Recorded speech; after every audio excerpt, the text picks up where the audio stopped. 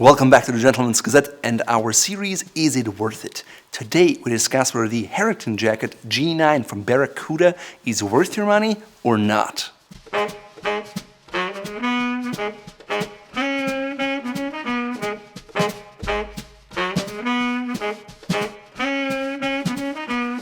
First, let's start with the interesting history of the Harrington jacket.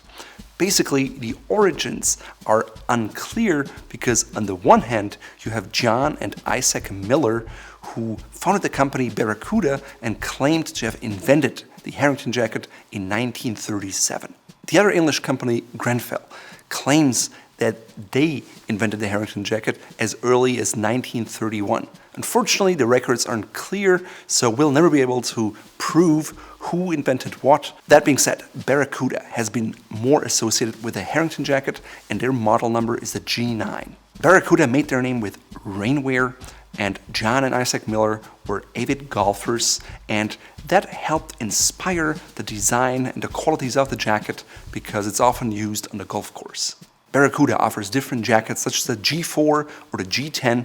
In case of the G9, the G stands for golf. As you can see, there's a close relation between golfing and the Harrington jacket. For example, if you look at the angled flat pockets, they're ideal to keep golf balls, and the ribs at the hip allow you to freely swing. In the 1930s, golf was mainly a sport for the wealthy, and as such, the Baracuta jacket, which was worn on the golf courses, became somewhat of a status symbol. By the 1950s, Ivy League students made the Baracuta G9 jacket a part of the preppy style.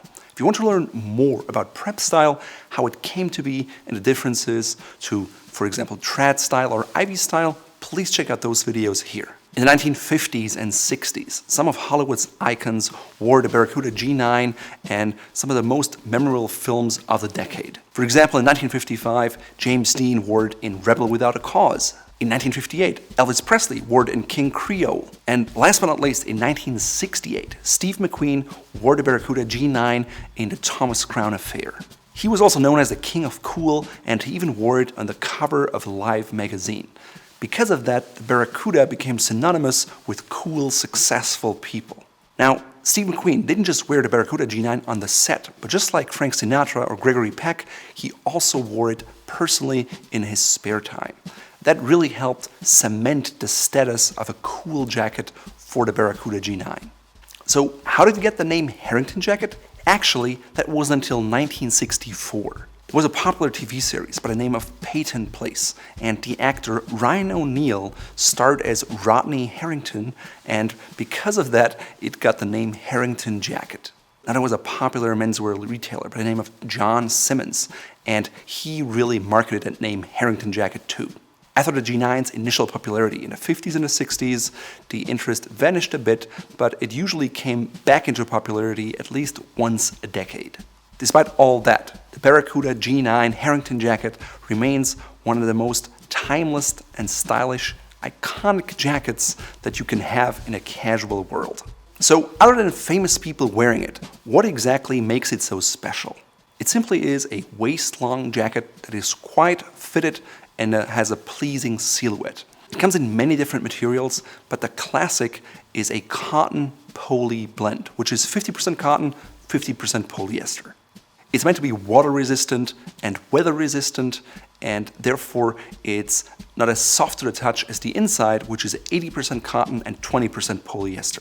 Baracuta sells the G9 jacket in a range of options, including suede leather, regular leather, camouflage, and teddy bear fabric. Sometimes you can also find them in tweed, but frankly, the classic jacket is always the poly cotton blend, which is what we're reviewing here today. The classic G9 generally has a solid outside color, even though you can find it with patterns and stuff like camouflage these days.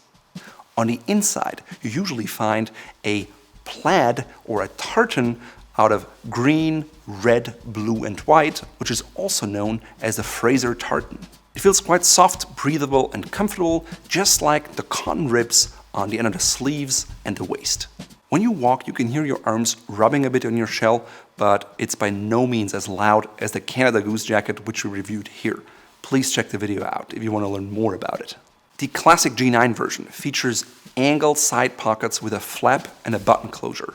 The more modern interpretations have snap buttons. The size I'm wearing in the videos is a 42, which is pretty much true to size. It really isn't too big, such like a Barber Beaufort, and if you want to learn more about that iconic jacket, please check out this video here. I was positively surprised by the length of the sleeves in a size 42, which is much better than on all the Barber wax jackets we reviewed.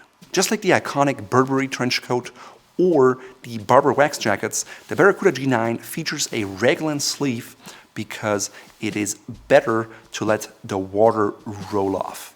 The front zipper is a double metal zipper from YKK and it works quite well. I also like the fact of double zippers that you can always open them depending on how hot you are or close them to your desired position. It basically features a straight collar that can be flapped over if you want to for a different look. If you look at the back of the jacket, it has a very interesting yoke that was inspired by an umbrella. And the idea is that water can roll off your jacket very conveniently without getting you wet. Ingeniously, they also added vent holes in there, that way you don't overheat very easily. Modern Baracuta G9 jackets are made of a shell fabric called Coolmax, which is supposed to be very breathable and also water repellent. Today, the jackets are made in England, but that wasn't always the case. There was a time when it was outsourced to Asia and other countries, but they brought it back to England for good measure. Looking at the seams, they all have a very high stitch density, they're straight and sewn very close to the edge, so the workmanship overall is very good. Overall, the garment feels very well made, even though the YKK zippers are not the best ones on the market. Baracuta also pays attention to details. For example, if you look at the buttons, you can see the engraving Baracuta G9 in 1937, which was the year it was designed. Now, it also has a shank, which makes sense for the thickness of the fabric, but the buttons are plastic and not horn. After all, it is a factory-made garment, but it is well made. You can tell by looking at the buttonholes. They were cut first and then sewn with a machine. Cheaper buttonholes are sewn first and then cut, leaving you with more residual threads. So now the big question, is the Baracuta G9 Harrington jacket worth it?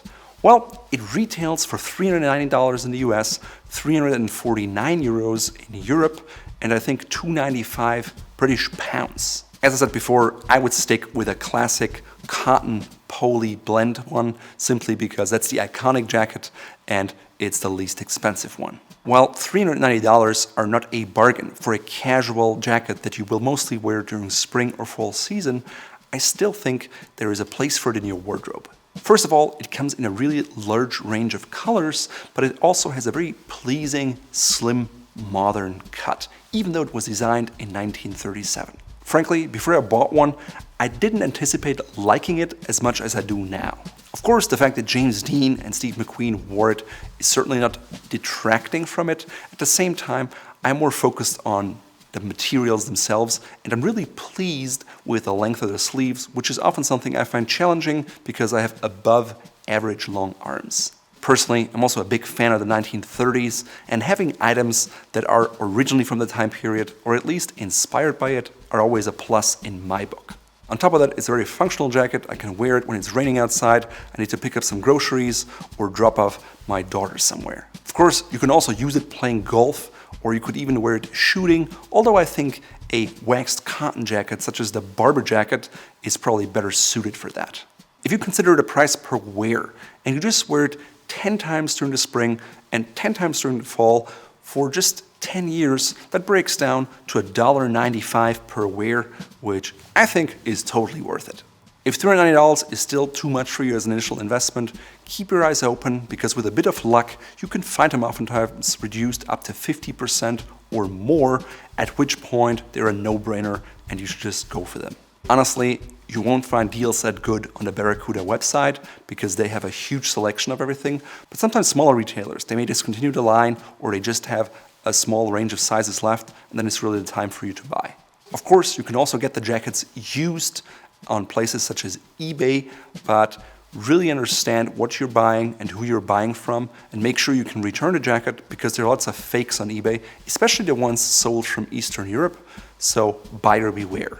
So in conclusion, I think the Baracuta G9 Harrington jacket is worth its money, even at the retail price level, for almost any man out there interested in classic men's clothing and even more casual clothing, because it is a more casual jacket. In today's video, you can see me wearing a size 42 Baracuta G9 jacket in British racing green and in navy. I'm combining it with a gray knit polo from Uniqlo, as well as jeans from Tommy Hilfiger. My shoes are chukka boots, and my socks are shadow striped socks in navy and blue from Fort Belvedere, which you can find in our shop here, just like the different driving gloves, which are a really good accessory to pair with a Baracuta G9. They just scream cool. I guess the only thing that's missing now are the Purcell sunglasses Steve McQueen wore, but I just lost my pair the other month.